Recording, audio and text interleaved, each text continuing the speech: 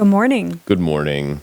Happy March drill. Happy March. Happy spring. Happy spring. So about 5 weeks since we met last, we had our January drill at the end of January, right before February. So it kind of threw us off a little bit, but we're back here at the beginning of the month for our March drill. And we're ready. Yeah. What is this month? What are our recognitions this month? Well, I'm sure as everybody knows, it's National Caffeine Awareness Month.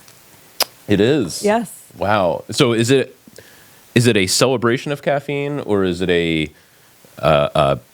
cautionary? It is an acknowledgement of caffeine. Okay. And a request respectfully to be aware of caffeine in things other than coffee. Okay, so it's more of a PSA then too. It is a cautionary, yes, as you said. Okay, so beware of caffeine. But we can celebrate caffeine. I at celebrate the same time. caffeine. Right. Yeah. We drink a lot of caffeine. A rich heritage in caffeine. Yeah.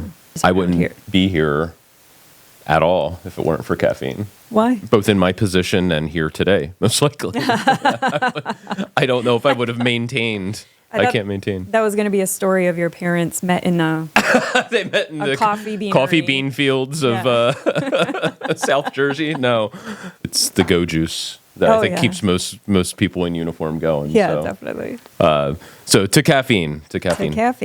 Also, this month, because we were missing a drill in February, we are honoring Black History Month and also celebrating, because we are in March, Women's History Month. Yeah. So a few years ago, in the lead up to the 2017 air show, you and I had an opportunity to interview a Tuskegee Airman together, which was really cool. Colonel Jefferson, right? Yep, Colonel Jefferson. And I ended up writing a story about the Tuskegee Airmen. And during that research, I learned a few pieces of interesting information. So the Tuskegee Airmen, as you said, were a collective of African-American soldiers who received their advanced military training from the then segregated U.S. Army Air Corps Advanced Flying School located at Tuskegee Army Airfield in Alabama. So you might think, Alabama, Tuskegee Airmen, how did they end up at Selfridge? Well, we had an advanced flying school here. We had the 332nd Fighter Group, which was a primarily African-American unit here. And Tuskegee P-51 pilots and ground crew ended up relocating training operations to Selfridge in 1943, and then deployed overseas from here. That is so interesting. Yeah. It's wild. So if you want more information on some of this rich history, you could check our website, or you could visit the Selfridge Military Air Museum. They have an exhibit and a lot of information over there as well. And it's also Women's History Month this month. So the Air Force in particular has a storied history of great women who have served and continue to serve. Have you ever heard of the WASPs? It doesn't ring a bell. The Women's Air Force Service Pilots. No, what is that? And I have to admit that I recently learned about this. Okay. They flew at 126 bases across the U.S. This was around World War II timeframe. Okay. They towed targets for gunnery training and served as instrument instructors for the Eastern Flying Training Command. And 38 of these women died in their service, 11 in training, and 27 during mission. So if you want to learn more about those particular females in the Air Force, head over to afhistory.af.mil, and they have a fact sheet about the Women's Air Force Service Pilots. How about that? So they would pull targets so the pilots can shoot at them? Is that what that means? I think so. I don't know. All right. I guess I'm going to have to go to af.mil and read up on that, because that sounds extremely interesting. Yeah. Very cool. So since the last drill, we've had some people go out the door. It seems like we always have people coming in or going out. Yeah, we're a very high ops tempo. We are very high ops tempo wing. So last month and currently, we have members of our air refueling group are in the Pacific, taking part in an exercise that actually spans an entire month. So also our A-10s and maintainers are down in Florida and Georgia at the moment taking part in Agile Rage. They'll be practicing ACE and all the stuff that they do. Yep.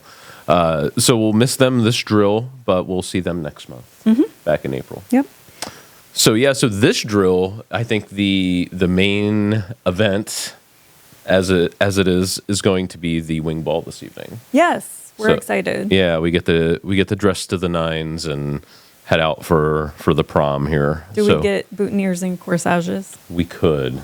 Is there a red carpet? I'll be at your house at 6. with the thing. I'll let my mom know. So that's going to be at the Mirage in Clinton Township. Event starts at 1800. It's when the social hour begins. Okay. And then the formal program will start at 1900. Great. So I don't know when it goes till, but we do have drill tomorrow. So it does end at some point. Take it easy. Yeah, take it easy. And, of course, have a plan.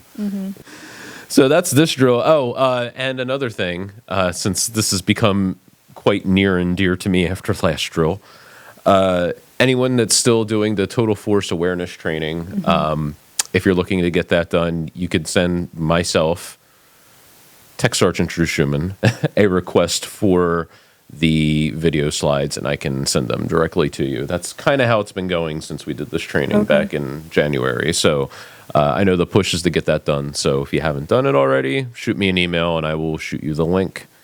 Okay. I think it should take you about an hour to do. You can knock out all 3 of the virtual trainings. So, Cool. yeah.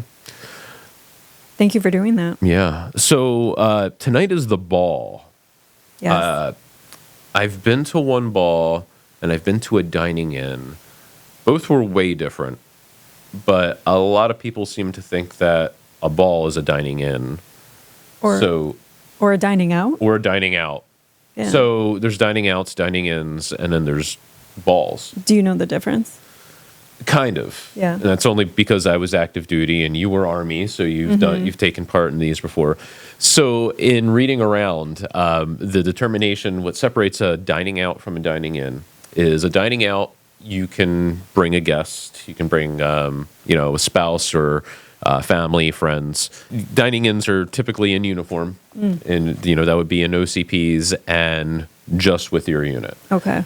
There are some humorous and very strictly followed rules to the dining in. Yes. But they're both still fun. And then the ball, there's a little bit more freedom with. So there's still a formal program to the ball.